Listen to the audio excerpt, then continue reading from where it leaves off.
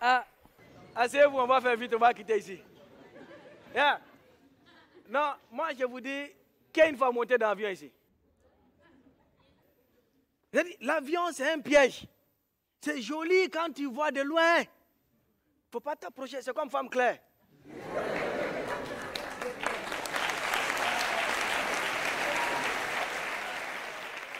Je te dis, tu vois, c'est joli au loin. Si tu t'approches, c'est crise cardiaque qui va te tuer. De toute façon, ça a des caprices.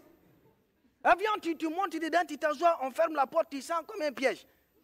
Tu es perdu, tu sais que là, c'est là que tu comprends le proverbe qui dit, l'homme n'est rien. Mais l'homme n'est vraiment rien, tu es assis, tu sens que tu es rien. Moi, je suis monté dans l'avion la première fois, je vous dis, je n'ai pas eu la chance. Je suis monté dans un avion, son baka.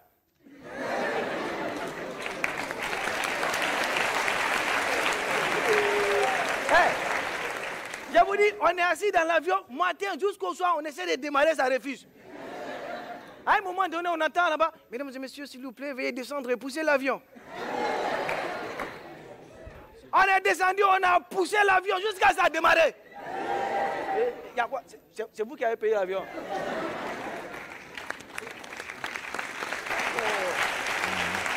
Hey.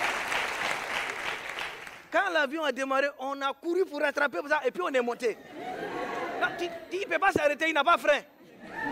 Donc on monte, on s'assoit, il y a quelqu'un qui a couru pour nous donner la portière. Tenez! J'ai dit, l'avion là, c'est risqué, hein? On est assis dedans, tu regardes en bas, tu vois les nuages. J'ai dit, mais on est mort. Mais c'est à ce moment qu'il y a une femme qui se lève là-bas. Elle dit qu'elle est, comment on appelle les gens qui sont dans les avions, qui donnent les consignes là. Hôtesse de l'air. Les gens là, je ne sais pas où ils font leur formation. C'est-à-dire, ils ne stressent jamais. Ils sont comme les fans de Imra. Hey. Dès que tu le vois, toi-même tu sais que forcément tu es en danger. Et puis dans l'avion là, ils sont partout. Hey. Moi, je vous le jure, quand la femme s'est levée, elle a dit, on était tous assis comme ça, on est stressés, on est dans un funérail de pauvres. C'est-à-dire, on est... Ouais, funérail de pauvres, tu viens là-bas, tu ne sais pas pourquoi. Donc, on est assis, c'est à ce moment que la femme se lève là-bas. Alors, mesdames et messieurs, votre attention, s'il vous plaît. Nous, on est nouveaux là, vous nous voyez comment on est concentrés. C'est-à-dire, on est concentrés. Tu vois, quand on attrape un voleur, puis on lui dit, pourquoi tu voles? Tu vois comment il est concentré pour expliquer là? C'est comme ça, nous, on était concentrés pour écouter. La dame a dit, alors, mesdames et messieurs, votre attention, s'il vous plaît. J'ai dit, madame, c'est quoi encore? Elle dit, non, alors, en cas d'accident, les deux portes de secours se trouvaient à gauche, à droite.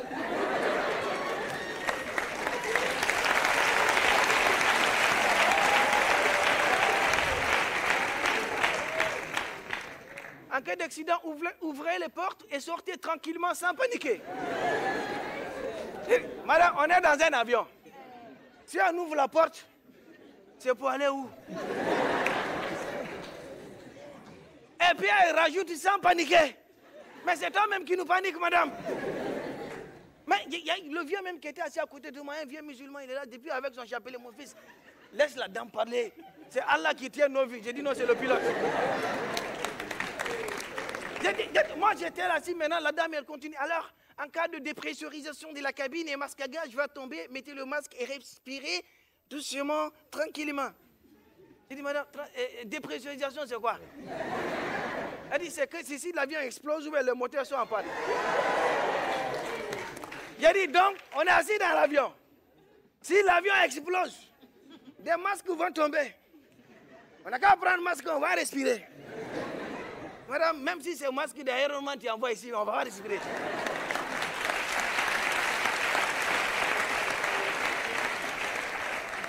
Mais la femme là, elle ne comprend rien. Hein? Moi, le vieux même, tellement que je voulais parler, le vieux dit, petit, tais-toi ou bien tu descends. J'ai dit, pour aller où?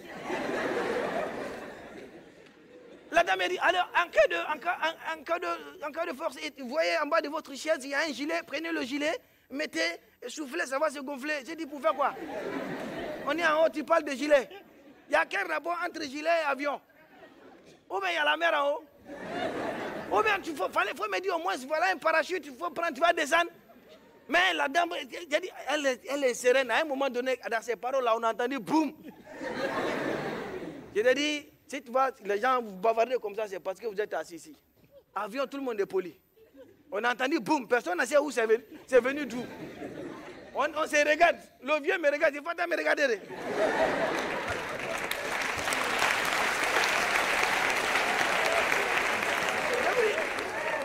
Je vous dis, dans ça, la dame, elle tient à nous rassurer. Et elle-même, elle n'est pas sûre. Quand tu regardes ses yeux, tu sais qu'elle a peur. Et puis elle force pour sourire. Tu sais, quand on te force pour sourire, c'est comme si les professeurs prennent leur salaire, c'est pas beaucoup. Il peut sourire, ça ne vient pas, loyer, ça ne suffit pas pour payer. Donc la dame, elle vient, alors mesdames et messieurs, ça fait boum, elle dit, ah Jésus. Il a dit, toute l'avion est devenue église, il faut nous voir. Quand je regarde autour de moi, je pense à toi.